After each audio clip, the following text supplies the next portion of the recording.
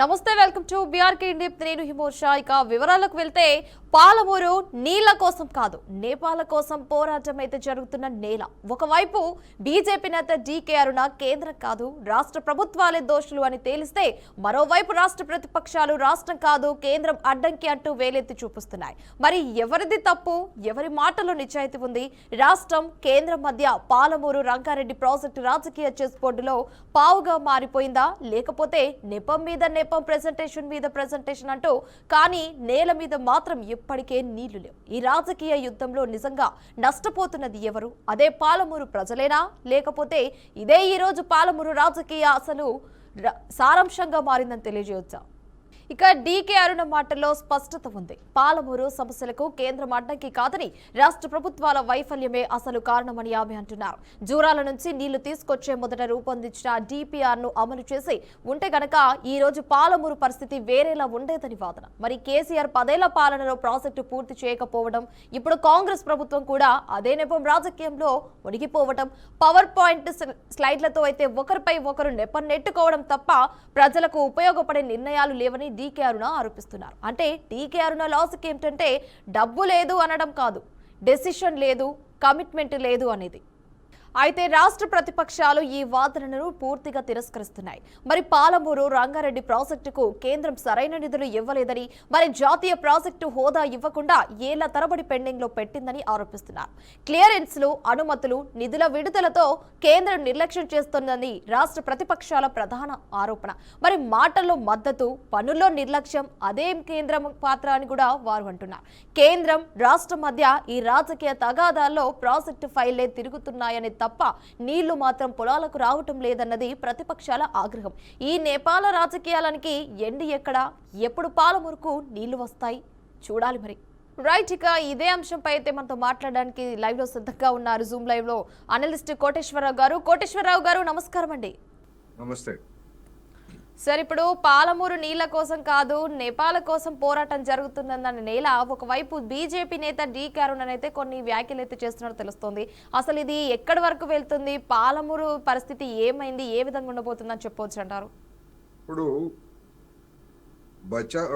Tribunal award రాకుండా BJP నాయకులు మాట్లాడినా, లేదా బీఆర్ఎస్ నాయకులు మాట్లాడినా, కాంగ్రెస్ నాయకులు మాట్లాడినప్పటికీ పరస్పర ఆరోపణలు, విమర్శలు తప్ప దానివల్ల రైతాంగానికి లేదా రాష్ట్రానికి ఎలాంటి ప్రయోజనము లేదు. ఎందుకంటే ఏదైనా నీటిని పంపిణీ చేయాల్సింది ట్రిబ్యునల్. ఆ ట్రిబ్యునల్ ఇంకా తన పనిని కొనసాగిస్తూ ఉంది. అది ఎంతకాలం సాగదీస్తుందో తెలియదు. ఆ సాగదీచ్చే లోపల రాజకీయాలు, ఎన్నికలు ఉంటాయి కనుక ఎన్నికల సందర్భంగా రాజకీయాలు, మీ హయాంలో పలానా విధంగా ప్రాజెక్టు కట్టి ఉంటే, లేదా మీ హయాంలో పలానా విధంగా కాలువలు తగ్గి ఉంటే, ఈ విధమైనటువంటి ఆరోపణలు, ప్రత్యారోపణలు అనేటువంటివి గడిచినటువంటి, అంటే తెలంగాణ, ప్రత్యేక తెలంగాణ ఏర్పడినటువంటి 12 సంవత్సరాలుగా ఇది సాగుతూనే ఉంది. అవార్డు ట్రిబ్యునల్ నిర్ణయం వెలువడేంత వరకు ఇది కొనసాగుతూనే ఉంటుంది. ట్రిబ్యునల్ నిర్ణయం వెలువడిన తర్వాత మళ్ళా అప్పుడు మరొక కొత్త దశ. ఏమిటి కొత్త దశ? ట్రిబ్యునల్ ఇచ్చినటువంటి తీర్పుని సంబంధిత రాష్ట్రాలన్నీ ఆమోదిస్తే సజావుగా అమలు జరుగుతుంది. లేకపోయేట్లయితే ఏ ఒక్క రాష్ట్రం ఇది మాకు అంగీకారం కాదు, మాకు అన్యాయం జరిగింది అని ఎవరైనా కానీ దాని అమలుకు నిరాకరిస్తే ఆ వివాదం మళ్ళా కోర్టుల వరకు, న్యాయ వ్యవస్థ వరకు వెళుతుంది. న్యాయ వ్యవస్థ మళ్ళా మరికొన్ని సంవత్సరాల పాటు దాని మీద విచారణలు అది తీర్చడం అనేది మనం చూసాం. అందువలన ఈ లోపల ఎన్నికలు వస్తుంటాయి, రాజకీయాలు, ప్రభుత్వాలు మారుతుంటాయి. రాజకీయాల్లో భాగంగా కేంద్రం మీద రాష్ట్రం, రాష్ట్రం మీద కేంద్రాలు, ఈ విధమైనటువంటి ఆరోపణలు, ప్రత్యారోపణలు చేసుకోవడం జరుగుతాం. ఇక్కడ 2 విషయాలు. రాష్ట్రాలు, ముఖ్యంగా తెలంగాణ వంటి పీఠభూమి ఉన్నటువంటి ప్రాంతాల్లో ప్రాజెక్టుల నిర్మాణం అనేటువంటిది చాలా ఖర్చుతో కూడినటువంటి వ్యవహారం.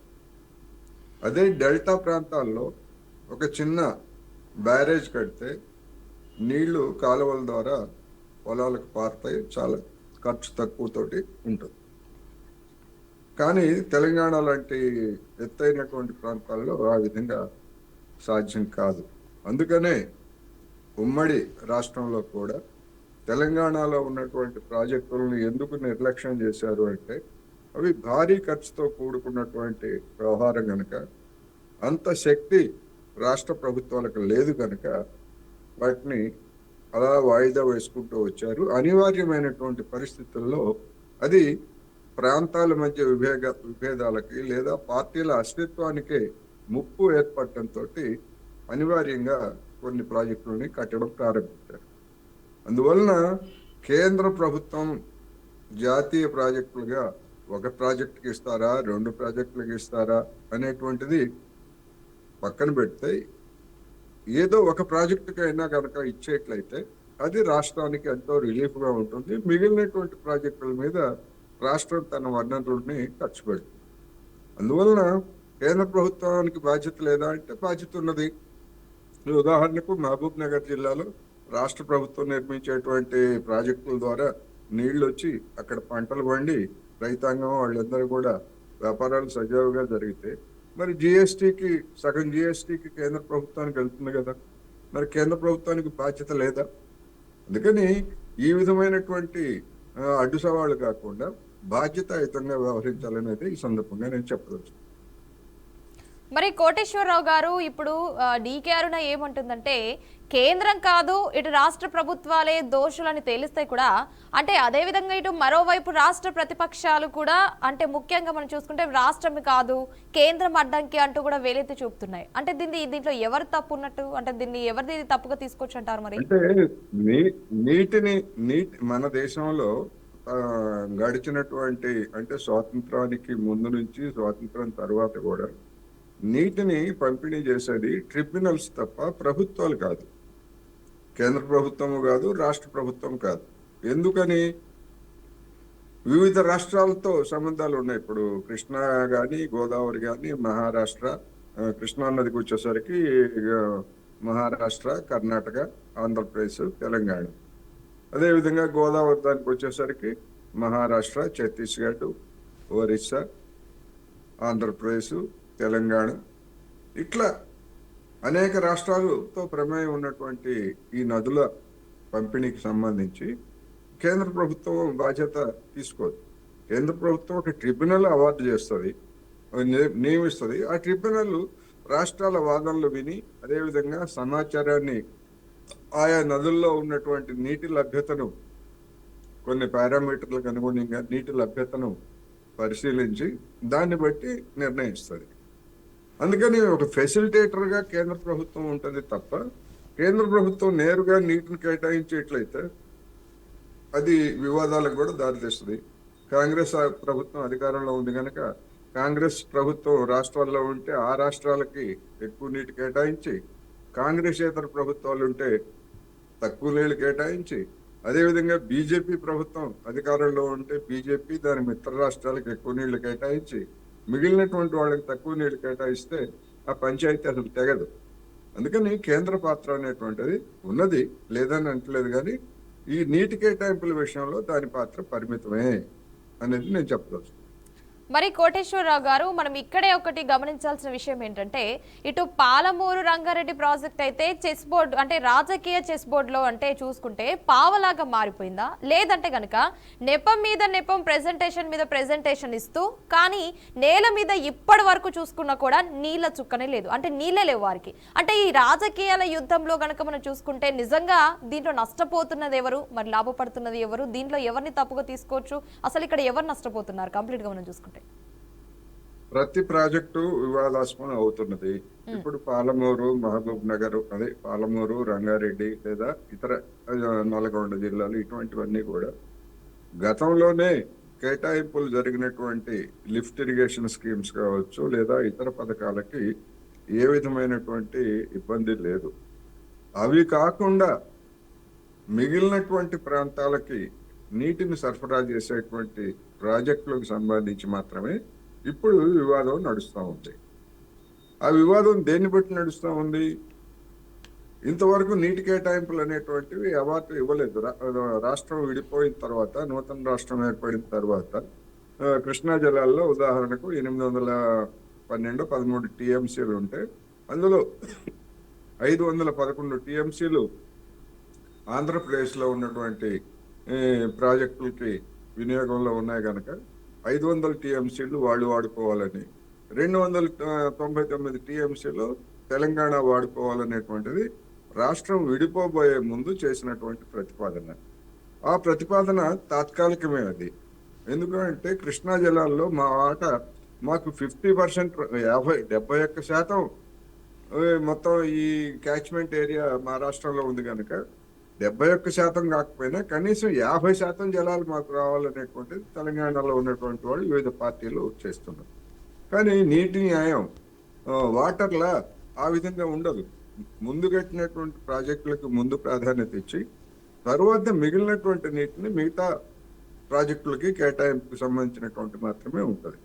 అందువల్ల ఇప్పుడు ఈ కృష్ణా జలాల్లో బచావత్ అవార్డు వచ్చిన తర్వాత ఇప్పుడు మళ్ళా తర్వాత నీటి లభ్యత పెరిగింది కనుక మళ్ళా పునః పంపిణీ, ఆ పెరిగినటువంటి నీటిని తిరిగి ఎట్లా పంపిణీ చేయాలనేటువంటిదే ఇప్పుడు సమస్య. అది 2015లో ఆ ట్రిబ్యునల్ ఏర్పాటు చేశారు. ఇంతవరకు ఆ ట్రిబ్యునల్ 10 ఏళ్ళు అవుతున్నా కానీ ఏ విధమైనటువంటి నివేదికను కానీ లేకపోతే ఇవ్వలేదు. అయితే అదనపు నీళ్లు ఉన్నాయి, ఆ అదనపు నీళ్లని వాళ్ళ రాష్ట్రం వాడుకోవచ్చు అని చెప్పేసి కొన్ని చెప్పారు, కానీ వాటిని ఖరారు చేయలేదు. ఆ ప్రాతిపదికగా ఇప్పుడు ఈ డిపిఆర్లు, పాలమూరు లాంటి ఇతర ప్రాజెక్టుల డిపిఆర్లు ఇవన్నీ సంబంధించి లోపభూయిష్టమైనటువంటి డిపిఆర్ని పంపించారు కనుక కేంద్ర జలవనరుల శాఖ దాన్ని తిప్పి పంపించింది తెలంగాణలో. అందుకని నెపం బీఆర్ఎస్ మీద ఉందని చెప్పేసి కాంగ్రెస్ వాళ్ళు, లేదు కాంగ్రెస్ వాళ్ళు 90 టీఎంసీల పథకానికి మేము ప్రతిపాదిస్తే 45 టీఎంసీలు చాలు అని చెప్పేసి కేంద్రానికి లెటర్ రాశారు. వీళ్ళు ఆ ప్రాంత ప్రజలకు అన్యాయం చేశారని చెప్పేసి బీఆర్ఎస్ ఆరోపిస్తూ ఉంది. కాదు, ఉన్నటువంటి నికర జలాలకు సంబంధించి వివాదం లేనటువంటి వాటితోటి ముందు ప్రారంభించి రెండవ దశలో మిగిలినటువంటి 45 టీఎంసీలకు సంబంధించి ప్రాజెక్టులు నిర్మించుకోవాలనేటువంటిది కాంగ్రెస్ చెప్తాం. అందుకని ఈ వివాదం ఎట్లా తేలుతుంది? రాజకీయ పక్షాల మధ్య ఆరోపణలు, ప్రతి ఆరోపణలు తప్ప మరొకటి కాదు. అందుకని ఆ కీలకమైనటువంటి అంశం ట్రిబ్యునల్ అవార్డు.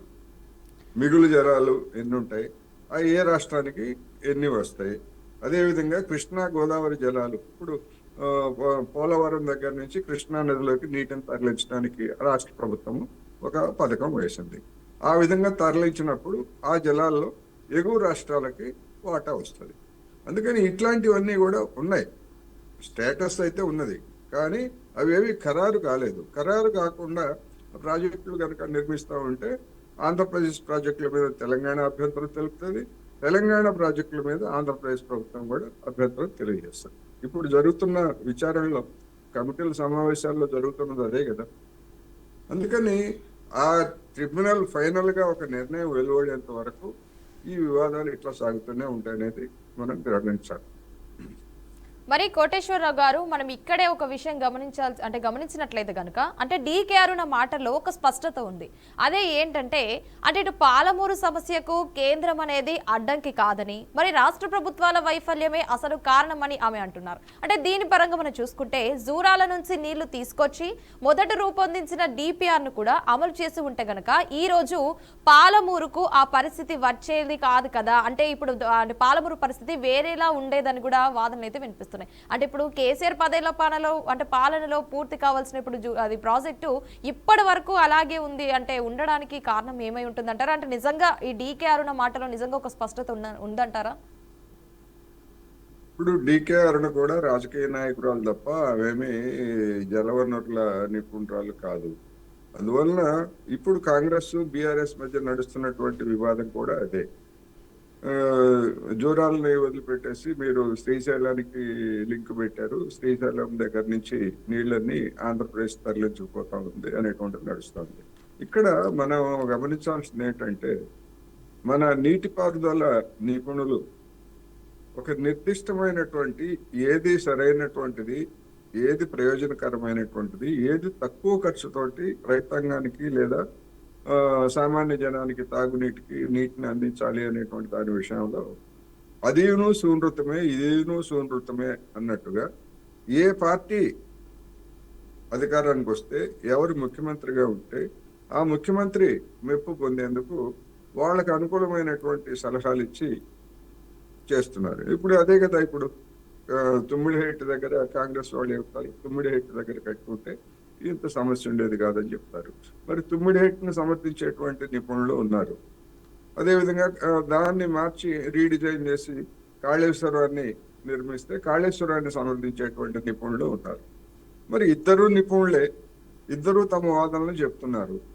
కానీ మధ్యలో అన్యాయం అవుతున్నది ఎవరు? రాష్ట్ర ప్రజలు అన్యాయం అవుతున్నారు. ఇటు నీళ్లు రాక ప్రాజెక్టుల ఖర్చులు పెరిగిపోయి రాష్ట్ర ప్రభుత్వం మీద మొత్తం భారం పడుతూ ఉంది. ఆ భారాన్ని మళ్ళా రాష్ట్ర ప్రజలే భరించాలి. అందుకని నిపుణులు కూడా తమ యొక్క నైపుణ్యాలని నిజాయితీతోటి ఎవరు ఇబ్బంది పడినా ఎవరికి ఆగ్రహం వచ్చినా ఆయన ప్రజల ప్రయోజనాలను దృష్టిలో పెట్టుకొని ఒక స్పష్టమైనటువంటి సలహాలు, సాంకేతికపరమైనటువంటి సలహాలు ఇవ్వాలి. కానీ వచ్చేసరికి మన రాష్ట్రంలో కావచ్చు, ఆంధ్రప్రదేశ్లో కావచ్చు, యావత్ దేశంలో కావచ్చు అటువంటి పరిస్థితి కనపట్లేదు. ఎవరికి అనుకూలమైనటువంటి వాళ్ళు ఇస్తున్నారు, వాళ్ళు దానికి అనుగుణంగా డిపిఆర్లు మార్చేస్తున్నారు, పథకాలను మార్చేస్తున్నారు. చివరికి అటు ఇటు కాకుండా రైతుల్ని ఇబ్బంది పెడుతున్నారు. కోటేశ్వరరావు గారు, మనం ఫైనల్ గా చూసుకుంటే గనక ఇప్పటి వరకు జూరాల డిపిఆర్లు అమలు కాలేదన్న మాట వాస్తవమేనా? ఇది ఎంతవరకు నిజమంటారు? జూరాల డిపిఆర్ అదే కదా, పాలమూరు రంగారెడ్డికి సంబంధించి డిపిఆర్ ని కేంద్ర ప్రభుత్వం తిరస్కరించింది. 2022 చివరిలో పంపించినటువంటి దాన్ని ఎన్నికలకు ముందు కేంద్ర ప్రభుత్వం తిరస్కరించింది. అది సక్రమంగా లేదు, దానిలో నీటి కేటాయింపులకు సంబంధించి నిర్దిష్టత లేదు అని తిరస్కరించింది. నిర్దిష్టమైనటువంటి నీటి కేటాయింపులు 45 టీఎంసీలు ఉన్నాయి కనుక ఆ 45 టీఎంసీలతోటి మాకు అనుమతి ఇవ్వాలని చెప్పేసి ఇప్పుడున్నటువంటి రేవంత్ రెడ్డి సర్కారు కేంద్రానికి లేఖ రాసింది. ఆ లేఖ దాని మీద మరి ఇంతవరకు కేంద్ర ప్రభుత్వం ఒక నిర్ణయం తీసుకోలేదు. రెండోది ఇదే సమయంలో ఆంధ్రప్రదేశ్ పోలవరం నుంచి వనకచెర్లకి కేంద్ర జలవనరుల శాఖ తిరస్కరించడంతో కోటేశ్వరరావు గారు, మన ఫైనల్ గా చూసుకుంటే గనక ఇటు మొత్తం మీద మనం చూసుకుంటే అంటే పాలమూరు ప్రజలే నష్టపోతున్నారంటారా? అంతే కదా, నీళ్లు రాకపోతే నష్టపోయేది పాలమూరు, నల్లగొండ వీళ్ళే కదా. అంతిమంగా నష్టపోయేది రైతులే. అందుకనే రాజకీయ నాయకులు వివాదాలని సాధ్యమైనంత వరకు తగ్గించి సాంకేతిక పరమైనటువంటి వాటి మీద ఏకాభిప్రాయానికి వచ్చి ప్రాజెక్టులను త్వరగా పూర్తి చేస్తే జనం లబ్ధి తగ్గుతారు, నాయకులు కాదు కదా. ఇప్పుడు నష్టపోయేది నాయకులకి ఏమి నష్టం? డికేఆర్ గారికి నష్టం లేదు, రేవంత్ రెడ్డి గారికి నష్టం లేదు, లేదా బీఆర్ఎస్ నాయకులకి నష్టం లేదు. నష్టం ఎవరికి? సామాన్య రైతులకి, వ్యవసాయ కూలీలకి, వ్యవసాయం మీద ఆధారపడినటువంటి ఇతర వృత్తుల వారికి, వీళ్ళకి నష్టం. అందుకని అసలైనటువంటి నష్టం వీళ్ళది. కనుక రాజకీయ నాయకులు ఈ వివాదాలకు స్వస్తి చెప్పి ఒక ఏకాభిప్రాయంతో కొన్ని అంశాలను ముందుకు తీసుకొచ్చి ప్రాజెక్టులను ముందుకు నడిపించాలి అనేది మనం చెప్పగలం. థ్యాంక్ యూ కోటేశ్వరరావు గారు. ఈ రోజు అయితే ముఖ్యంగా ఈ పాలమూరుపై అయితే చాలా క్లియర్ కట్ గా ఎక్స్ప్లెనేషన్ ఇవ్వడం జరిగింది. Thank you so much sir. Thank you. చూశారు కదండి, అయితే రాష్ట్ర ప్రతిపక్షాలు ఈ వాదనను అయితే పూర్తిగా తిరస్కరిస్తున్నాయని చెప్పాలి. అంటే పాలమూరు రంగారెడ్డి ప్రాజెక్టుకి కేంద్రం మరి సరైన నిధులు ఇవ్వలేదని, అదేవిధంగా మరి జాతీయ ప్రాజెక్టు హోదా ఇవ్వకుండా ఏళ్ల తరబడి పెండింగ్ లో పెట్టిందని కూడా ఆరోపిస్తున్నారు. అంటే క్లియరెన్స్లు కావచ్చు, అదేవిధంగా ఇటు నిధులు కూడా కావచ్చు, అనుమతులు కూడా కావచ్చు. అంటే ముఖ్యంగా వీటి పరంగా మనం చూసుకుంటే విడుదలలో కేంద్రం అనేది నిర్లక్ష్యం చేస్తుందని రాష్ట్ర ప్రతిపక్షాలు కావచ్చు ప్రధాన ఆరోపణగా మనం తీసుకోవచ్చు. మరి మాటలో మద్దతు, అదేవిధంగా పనుల్లో నిర్లక్ష్యం, అదే కేంద్రం పాత్ర అని కూడా వారు అంటున్నారు. మరి కేంద్రం రాష్ట్రం మధ్య ఈ రాజకీయ తగాదాలో ప్రాజెక్టుపై ఫైళ్లే తిరుగుతున్నాయే తప్ప నీళ్లు మాత్రం పొలాలకు రావటం లేదని ప్రతిపక్షాలు అయితే ఆగ్రహం వ్యక్తం చేస్తున్నాయి. అదేవిధంగా ప్రజలు కూడా ఈ నేపాలు అనేవి రాజకీయానికి మరి ఎండెక్కడ ఉంటుందో, మరి ఇప్పుడు ఆ పాలమూరుకి నీళ్లు వస్తాయా లేదా అన్నది చూడాలి. మరి చూసారు కదండి, ఇదండి ఇవాల్టి బీఆర్కే ఇన్ డెప్త్. మరొక ఇన్ డెప్త్ లో మళ్ళీ కలుద్దాం. అంతవరకు చూస్తూనే ఉండండి బీఆర్కే న్యూస్ తెలుగు. తెలుసుకుందాం.